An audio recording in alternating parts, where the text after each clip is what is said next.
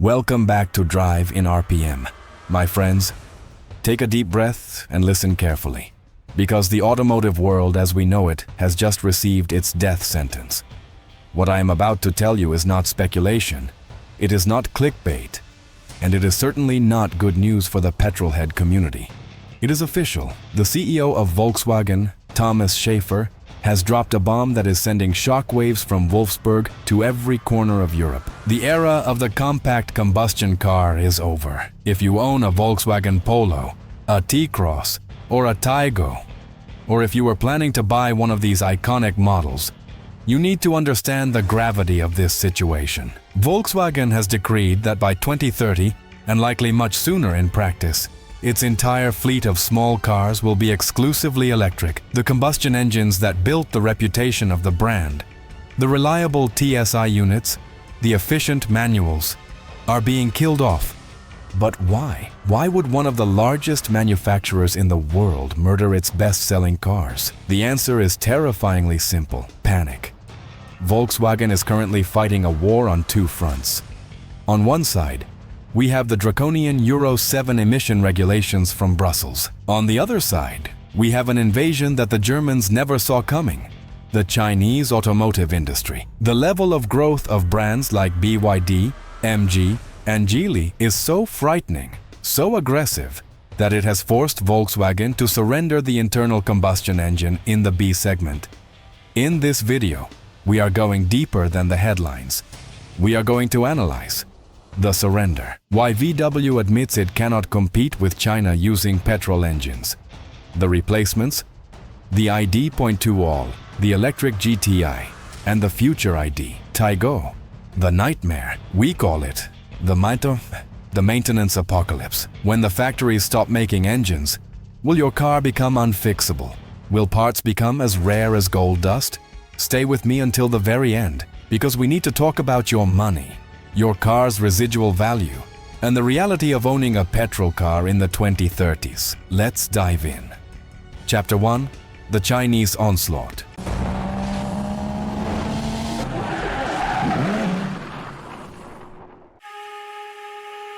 To understand why the Polo is dying, we first have to look at the executioner.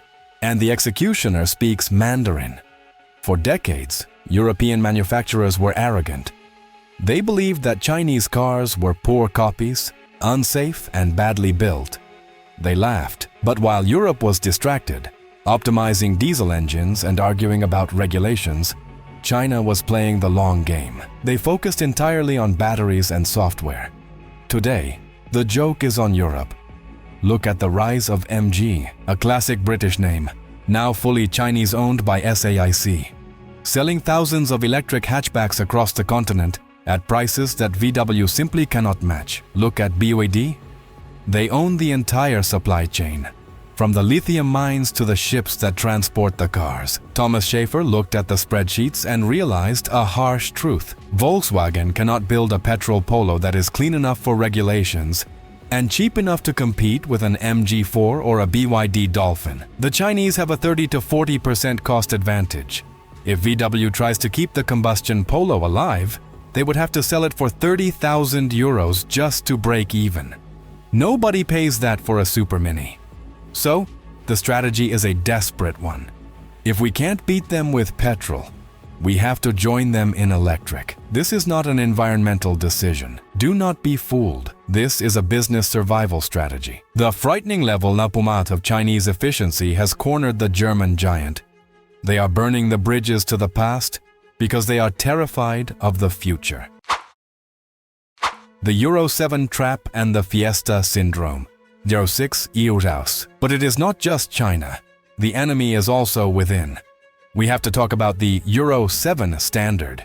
You might think, oh, it's just another regulation. No, it is a killer of small cars. The new rules require cold start emissions to be almost zero. They require monitoring of brakes and tires. To make a small 1.0-liter engine compliant with Euro 7, engineers have to add expensive heated catalysts, complex sensors, and mild hybrid systems. The cost to add this technology to a Volkswagen Touareg is negligible. But to add it to a Polo, it destroys the profit margin. It makes the car unaffordable for the average worker. And Volkswagen is not alone. Look at Ford. They already killed the Fiesta. The Ford Fiesta, the best-selling car in the UK and a legend in Europe, oh mames, is dead. Why? Because the math doesn't work anymore. The T-Cross and the Taigo are next. These crossovers are incredibly popular, but they rely on the same combustion platforms that are being legislated out of existence. The CEO was clear: developing combustion engines for this segment is financially unviable.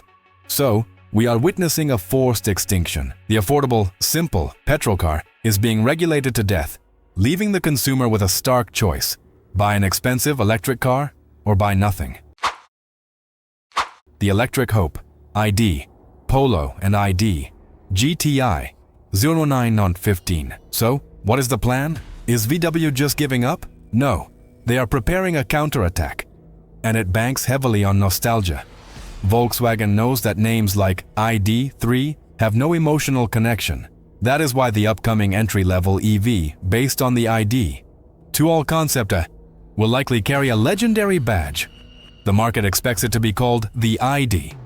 Polo. The promise is bold. A car under 25,000 euros, built on the MEB entry platform. Unlike the ID3, this will be front-wheel drive to save costs. It promises the interior space of a Golf with the exterior dimensions of a Polo. And for us, the enthusiasts, there is the ID. GTI? Yes, the GTI badge is going electric.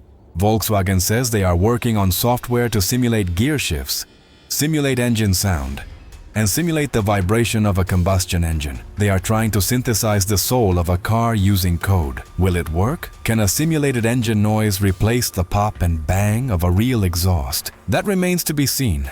But one thing is certain: the ID, Taigo and ID, Cross will follow shortly after. This is the new lineup. A lineup dependent on charging stations, software updates, and batteries. The maintenance apocalypse, 1230. Now, let's move to the darkest part of this story. The part that affects you, the owner of a current combustion VW. When a giant like Volkswagen announces the end, the entire industry shifts. We are facing a potential maintenance apocalypse. Think about economies of scale. Right now, spare parts for a Polo are cheap because millions are made. Bosch, Continental, Mali, they churn out these parts by the boatload. But what happens when production stops? Parts? Scarcity. As suppliers pivot to EV components, the production of pistons, clutches, and injectors will slow down. Prices will rise. Finding a specific sensor for a 2024 Taigo in the year 2032 might be a treasure hunt. The mechanic crisis. Who is going to fix these cars? The old-school mechanics are retiring. The new generation is being trained on high-voltage systems and software. We might reach a point where finding a mechanic who knows how to rebuild a TSI turbo engine is as difficult as finding someone to fix a steam engine today. The scrap-yard reality. Are we heading towards a Cuban scenario? Will we see Europeans scavenging scrapyards, cannibalizing crashed cars just to keep their daily drivers running? It is a genuine possibility. And let's not forget the low-emission zones, LEZ. London, Paris, Berlin, Milan. They are tightening the noose. Even if you can keep your petrol T-Cross running, will you be allowed to drive it, or will you be taxed into oblivion? Volkswagen is washing its hands of combustion. But you are the one left holding the keys to a technology that is being pushed into the history books. Resale value. 1545. This brings us to the financial reality, the Boatmas-Osborne effect. When a company announces that a current product is obsolete, demand crashes. If you buy a brand new petrol T-Cross today, what will it be worth in 5 years? Some say it will be worth nothing because everyone wants electric. Others say it might actually increase in value, becoming a classic for those who refuse to switch to batteries. But that is a gamble. A risky one. You are potentially buying a hot potato, a car that is expensive to maintain, restricted in city centers, and abandoned by its own manufacturer. Meanwhile, The Chinese brands are offering warranties of 7 years, 10 years, pushing the market further against the old European guard. The final verdict, 1730. To wrap this up, the Volkswagen we knew is gone. The pressure from China was the final nail in the coffin.